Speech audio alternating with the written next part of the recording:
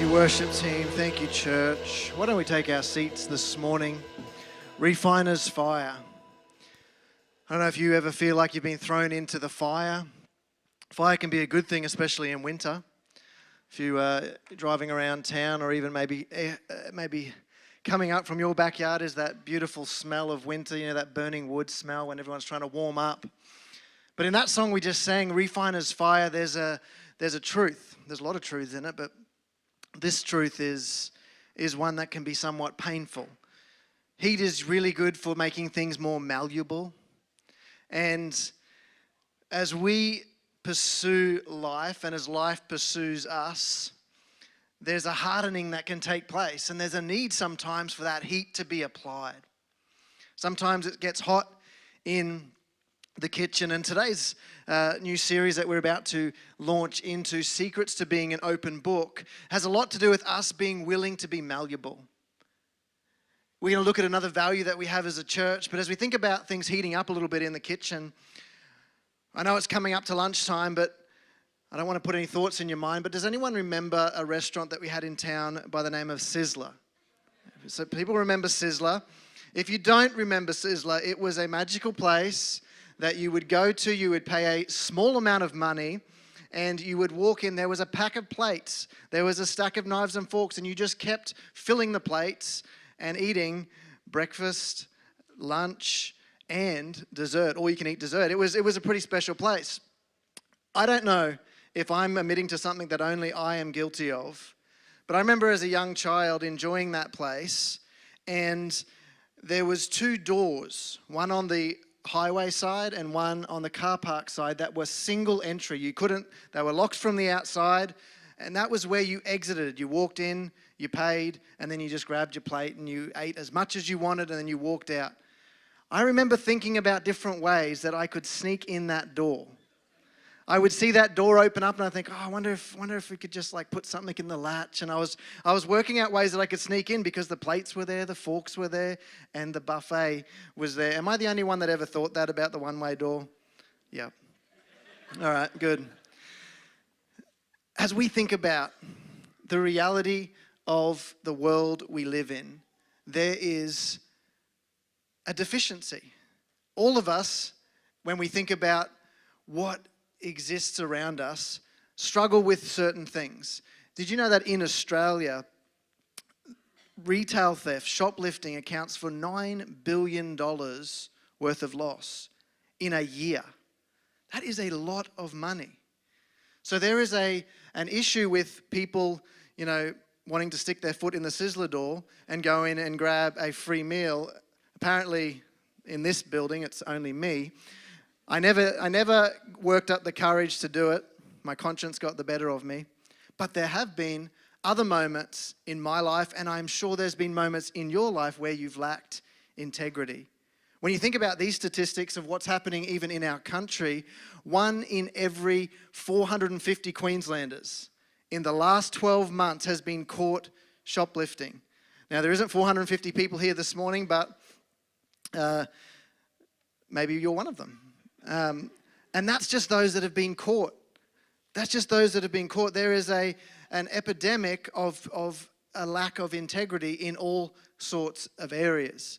And when I think about this idea of integrity, I wonder how much my integrity costs. A few weeks ago, I'm always in the process of renovating my house, but I continue to be in the process of renovating. And I went to Bunnings, also a magical place. You can spend a lot of time at Bunnings. You go to Bunnings, and every time that I go to Bunnings of late, the bill just seems to be larger than it should be. But I needed some paint, and I went to the paint aisle, and 4 litres of paint was $92.90 for 4 litres of paint. And I remember looking at it on the shelf and going, that is ridiculous, but I need it. So I put it in my trolley and a bunch of other things, checked out, and it was about $300, which is, a normal Bunnings trip. But as I walked out to the car, I thought, the math just isn't adding up. And I looked down at my receipt, and sure enough, they hadn't scanned my tin of paint. I was $100, $92.90 better off. I had made it out to the car with a free tin of paint. Nobody knew. I'm sitting at the car with this free tin of paint, and there's this internal conflict Oh, it already cost $300. God's blessed me with a $92 free tin of paint. Thank you, God. So what do? I turn around, I walk in.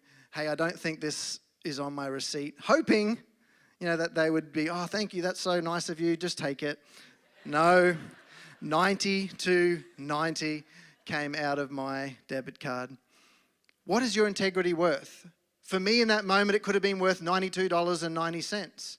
But I wonder what your integrity is worth. An American politician said this. He said, if you have integrity, nothing else matters. If you don't have integrity, nothing else matters.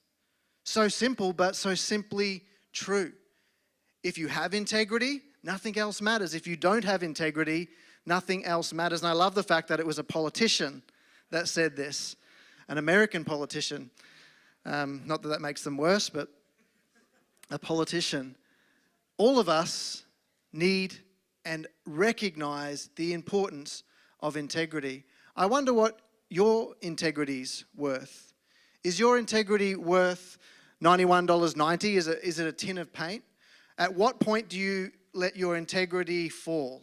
Is it at $91.90? Is it that thing that you've walked out of the shopping center with and realized, oh, they haven't scanned this and it is free? Is your integrity worth $11.99? A borrowed Disney Plus subscription. Ouch. A borrowed Netflix subscription. That's what I mean. This is a little like hot. This idea of integrity might get a little warm. Is your integrity worth $1? Hotel amenities. The shampoo, and I looked it up, the shampoo, the conditioner, and the hand moisturizer come to about $1 worth of value for the motel. On the last day of your stay, they restock it the day before. Is your integrity worth $1? 15 cents, is it a Woolies bag?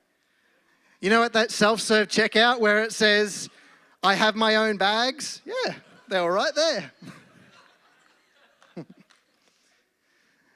Or is it worth nothing at all? I'm just going to steal a spot in a line. Who loves a line cutter?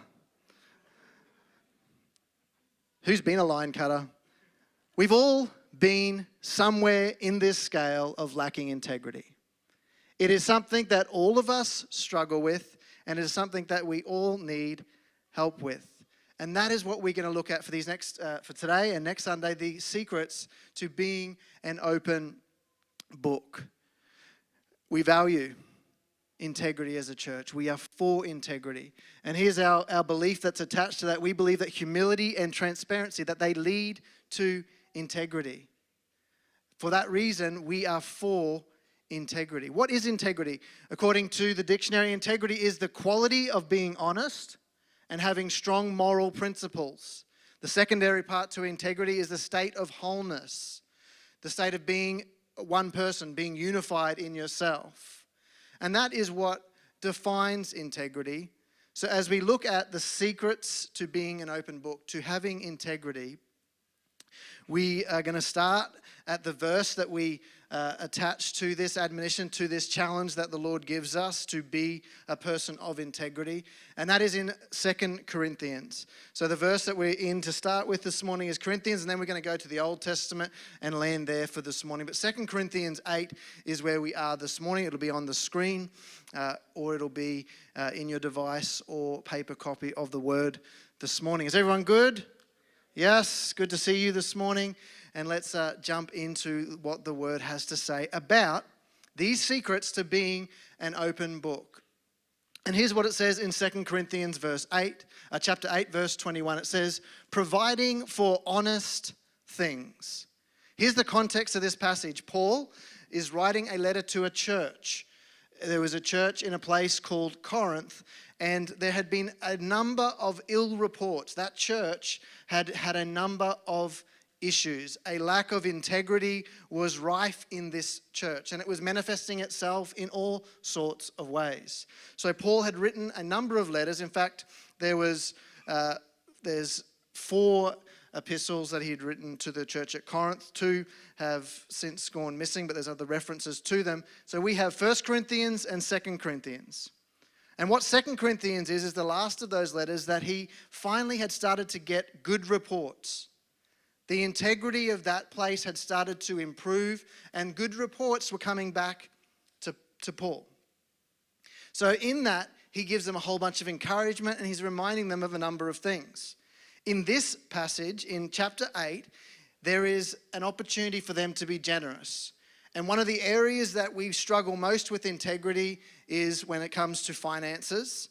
And this is an area that he is identifying. Hey, you need to guard yourself around this area. And in that, the church had taken up an offering, and he was encouraging them to have a process, to have someone that came along with them to bring the offering, and to have a process around the handling of the money. Why? Because we're providing for honest things. The word providing there leads to the idea, or is the idea of foresight. Thinking ahead, thinking about the fact that we need to have already made our mind up about how this is going to happen before we get to what's going to happen. Boy, that principle has saved me a number of times in my life, and that principle has also failed me a few times in my life because of my own failing. I haven't made up my decision on how I would respond to that situation before I would present myself or be in that situation. It is important for us to know, to foresee, to plan ahead for honest things. And it gives two admonitions here, not only in the sight of the, say it with me, not only in the sight of the Lord, but also in the sight of men. There is a flow-on effect here. Think ahead. Recognize that it is in the sight of the Lord, but it is also in the sight of men. I think all of us can pretty safely agree that that is the case.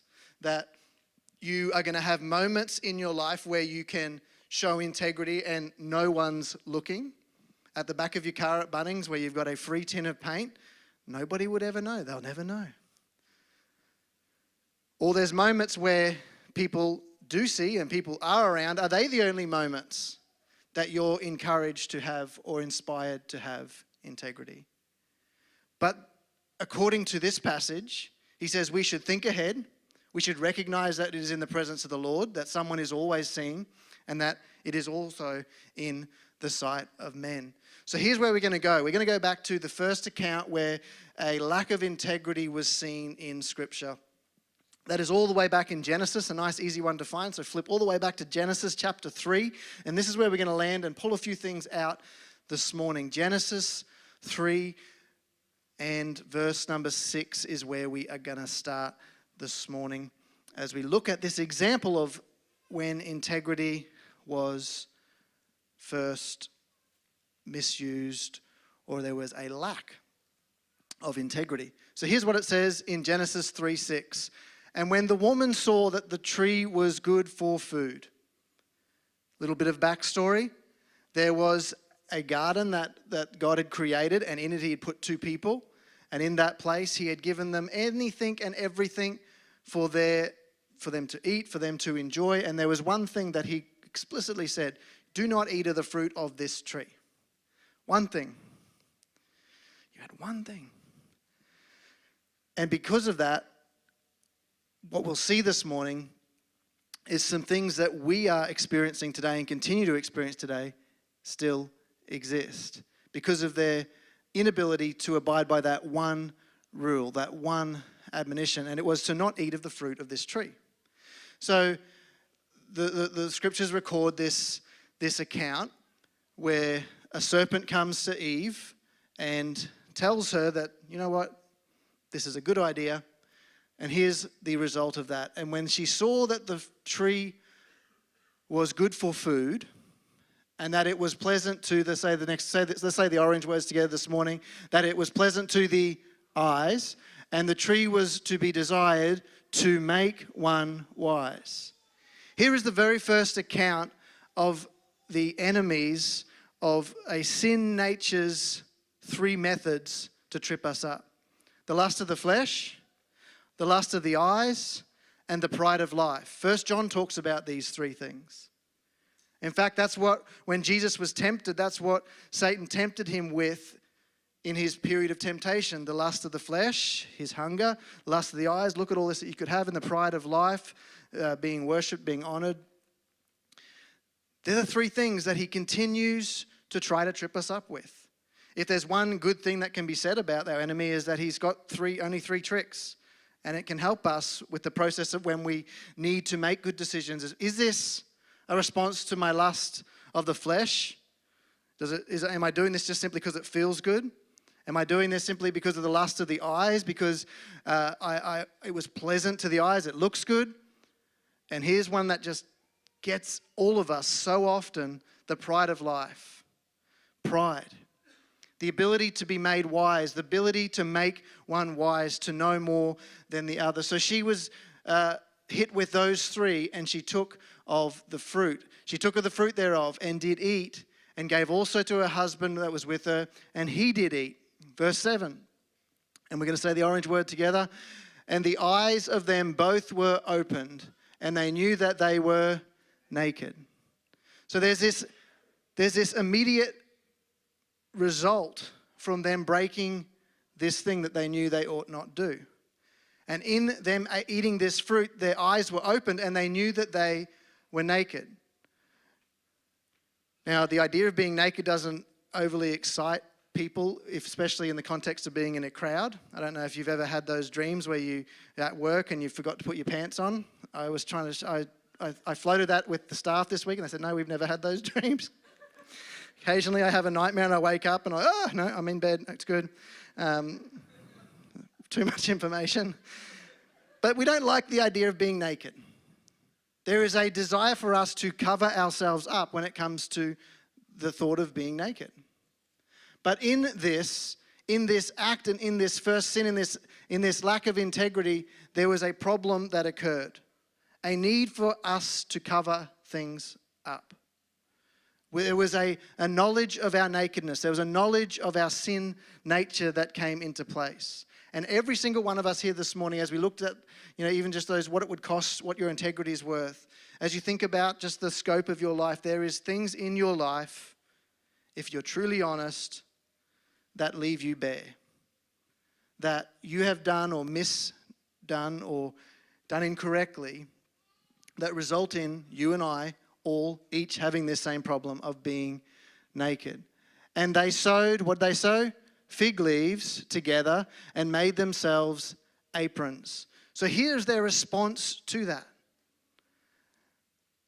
And what I find interesting about their response to that, there was a need to now cover these things up. A wrong had been done and something had to happen in order for that to be covered. But what they did is they went to the very thing that was the cause of the problem. They went to a plant, they went to a tree and grabbed some leaves to cover themselves. And when it comes to us lacking integrity, they say cover-ups are like baldness. The wider it spreads, the harder it is to cover. And I can very much relate to that. The bigger it gets, the bigger the lie gets, the bigger the bald spot gets, the harder it is to cover. I've actually worked out a hack at the barber. I get them to do 0 on the sides and 4 at the top, so it looks like I'm equally bald the whole way around. But there was this need to cover up. Way too much information. There was this need to cover up, and they went to the very thing that was the cause of the issue. It's like the kid in the cookie jar. All the cookies are gone. There's chocolate chips all over his face. What happened to the chocolate chips? I don't know. They go to the very thing that was the cause or the root of their indiscretion. And they heard the voice of the Lord walking in the garden in the cool of the day. Still in verse number 8.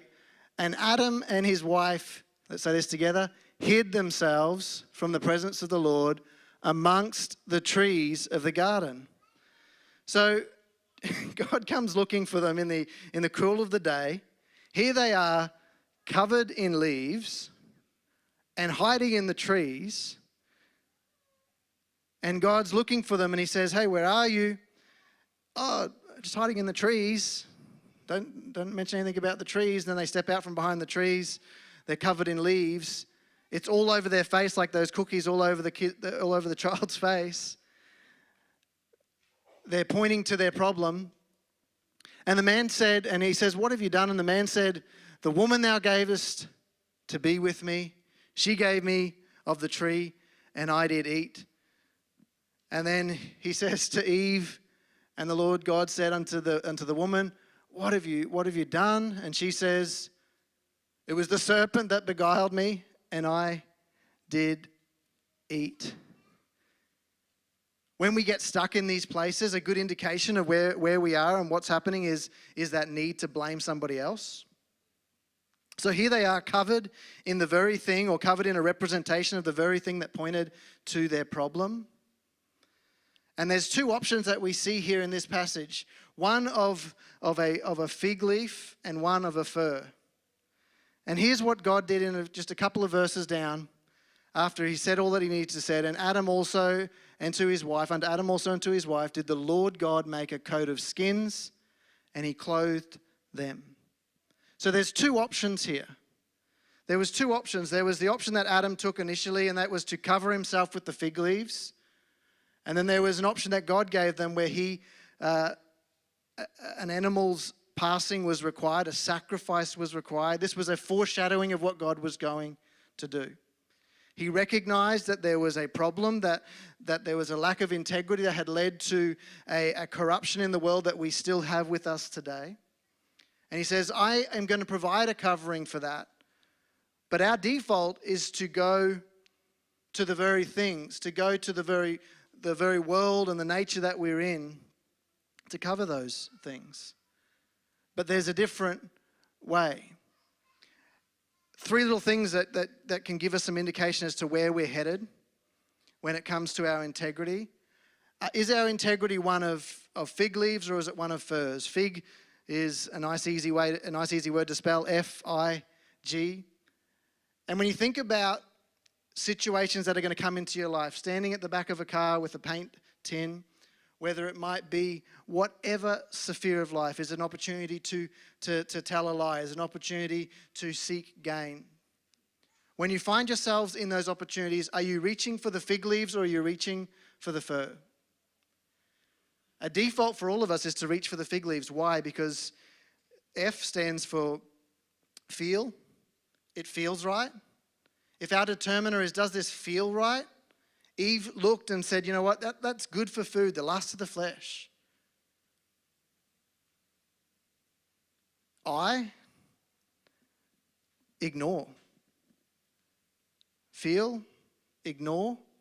And in that, you look around and you know that's not the right thing to do. You know that could be damaging. You know that could be harmful, but you're just willing to ignore that. Why? Because it feels good. And more than that, G stands for gain. Feel, ignore, gain. Am I reaching for the fig leaves because I want to gain knowledge? I want to gain status. I want to gain something. And here's the bottom line as we lead into it this morning. Don't forfeit what you need tomorrow. Don't forfeit what you need tomorrow for what feels good today. Don't forfeit what you need tomorrow for what feels good today. When you have an opportunity to show integrity, are you reaching for the fig leaves, or are you reaching for the fir? Are you reaching for the fig leaves, or are you reaching for the fir? What does the fir represent? And we go back to our passage in Corinthians. Providing for honest things.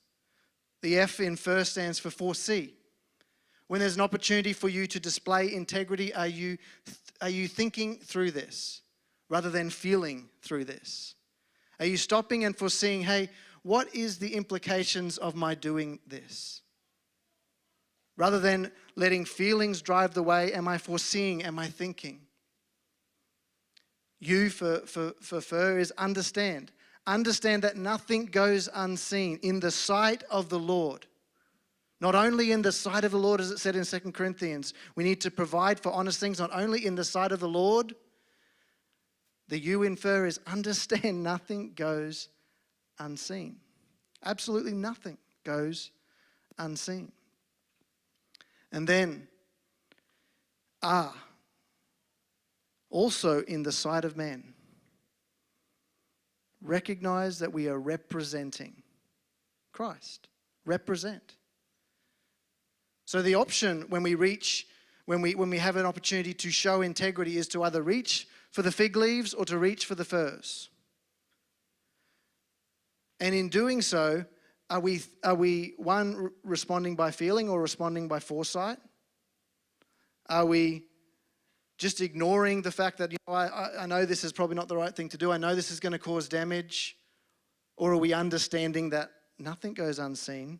There is going to be consequences to this. And then, are we seeking gain or are we seeking to represent?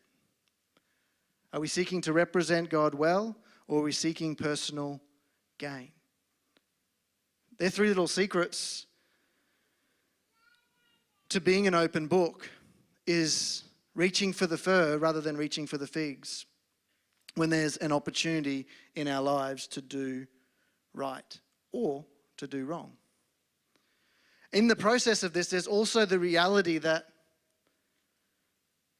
in between the change, so many of us so comfortably slot into the fig leaves, but in order for us to change to the firs, the fig leaves need to come off. And there is that period of time that hinders so many of us from making the change. Why? Because we all recognize that we're naked. And we don't like the idea of taking those fig leaves off because there's going to be a momentary point in time where you will be naked again. So we resist simply because of pride. I don't want people to know that underneath these, I'm naked. Well, here's a little secret. Everyone knows. And just because, I love our church and I love our team. There's a couple of us that are pastors on the team, and I can tell you, underneath these, we're naked. Every single one of us have this sin problem, have this need that God provides a way to cover. That God provides a way to cover. And as we think through what he's asking of us to do in verse 21 of 2 Corinthians 8, am I willing to provide for honest things, not only in the sight of the Lord, but also in the sight of men?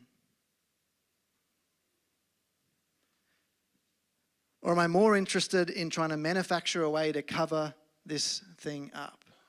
Am I going to go to the very areas, going to go to the very things that continue to cause me problems because it feels right, because it looks nice, because it increases my status, it increases the way I appear in society? But here's a harsh reality that in the process of us trying to cover those things up, sometimes the cover-up can be worse than the thing we're actually trying to cover. It just grows and it just gets nastier and nastier. And it becomes far more embarrassing than that momentary moment of nakedness that he asks us to do. And there's going to potentially be many times in your life that you're going to need to humble yourself and go, you know what? I've messed up here. I need to trade the figs for the firs.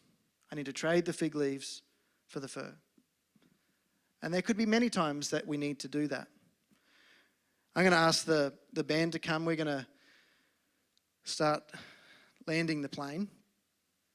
And in that, I was thinking through an area in my life that you get comfortable with something that's not good for you.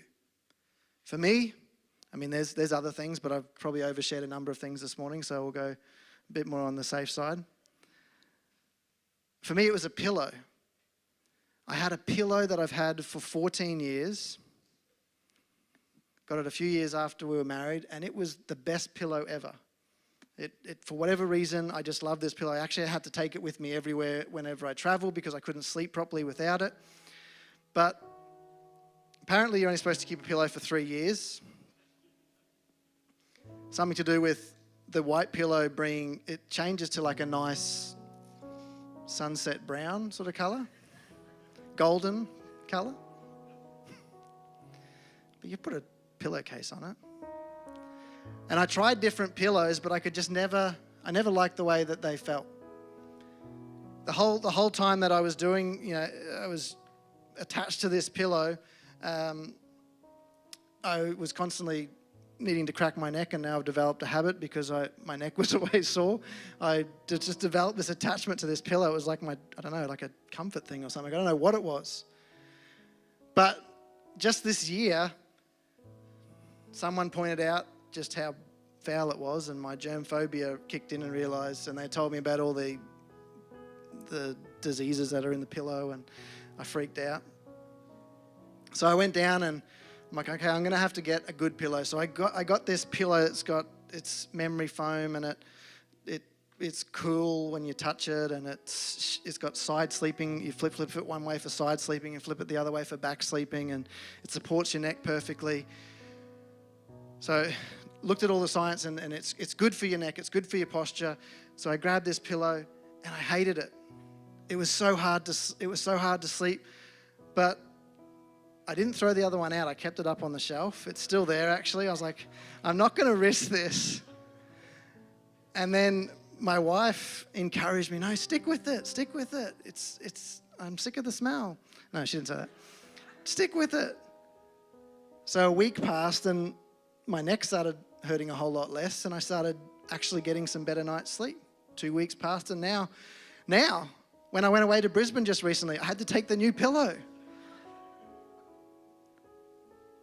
The problem with the fig leaves is we're so comfortable with the way they feel. But they're going to perish. They're not good for us. They're our attempt to cover up the problems that we have. They're rooted in the lust of the flesh, the lust of the eyes, and the pride of life. The other alternative, it feels different. It does feel different. The furs feel different. But according to what God says, it's far better for me, and it's far better for you. And what he's asking us to do here in 2 Corinthians is don't forfeit what you need tomorrow for what feels good today. That's what he's asking of all of us. Don't forfeit what you know that you need tomorrow for what feels good today. Are you willing to trade your fig leaves for furs? Am I willing to trade my fig leaves for furs? And what does that look like? If you're an alliteration person, it looks like foreseeing, it looks like understanding that nothing goes unseen, and it looks like representing God well. They're 3 little secrets to being an open book. When presented with an opportunity, am I foreseeing? Am I thinking about the implications of this? Or am I just responding simply to my feelings, what feels good? Am I ignoring the fact that everything goes and everything is seen? Have I spelt something wrong up there? Which one? Oh, feel. See, it just doesn't feel right, does it? Huh?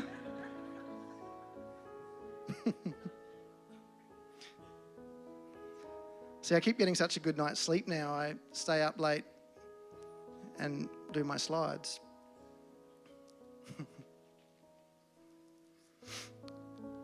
Will you trade your fig leaves for furs? Every opportunity that we're presented with is one for us to have integrity or to not have integrity. Those 3 little secrets to being an open book, I hope that we can each think about and apply them a little more intentionally in our today, and not just give in. You know what? This feels right. I'm tired. It tastes good. It looks good. In fact, I think it's going to make me better off. No. I'm not going to do that. I'm not going to forfeit. I'm not going to forfeit that. I'm going to get the worship team to sing this song, and I'll come back once they've sung this. But I want to just give us a chance this morning. I want to leave a little bit of space for us at the end of this service to maybe think through the implications of that. Where are you at when it comes to what it is that you're wearing? Have we come in here this morning covered in fig leaves, or have we come in here this morning covered in fur? He has a plan for every single one of us, and that is he was to pay the price. And that is what this fur foreshadowed, that he was to pay the price. There was to be a sacrifice made that would forever cover your sin. And when they look at you, they see the fur, they see, you know what, there's something different about that. I'm used to seeing the fig leaves on everyone, but I can see the fur, I can see something different about that person. What is it that they're representing? And one of the things that I want us to realize this morning is that you and I, if we are followers of Jesus, we may very well be the closest thing to God that your friends, your family, your neighbors will ever see. We are image bearers. We are not gods. We are not God. But we are image bearers of Christ. And when they look at an image bearer of Christ, what does God look like? They look to a Christian. And are you one that is also covered in fig leaves? Or are you a person of integrity? We all fall, we all falter, we all swap up our clothing. What's the solution? A little bit of humility. And that's what this song talks about. God, would you purify my heart? Would you set me apart? And this morning I just want to give us an opportunity, and if you would like to, why don't we just spend a moment to dedicate this week? We're halfway through our year, just over halfway through our year, that God, would you equip us for the rest of this year? Would you enable us, Lord, if it's a recommitment, if it's a, hey, I really need to work on this. Whatever it might be, let's just bring it to the Lord, whether you pray in your chair, whether you stand up and just sing this song as a proclamation, whether you come forward and pray, sit down and pray. Why don't we just spend a moment with the Lord this morning to say, hey, God, I want to put on the furs. I want to take what you've done for me and apply it to my life and be a person of integrity.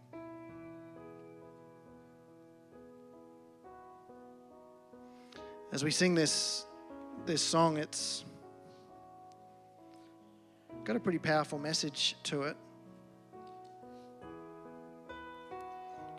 And it's something that God is intending and wants to do for every single one of us, to purify our hearts, to let us be as gold and precious silver. And we know that there is a refining process in that.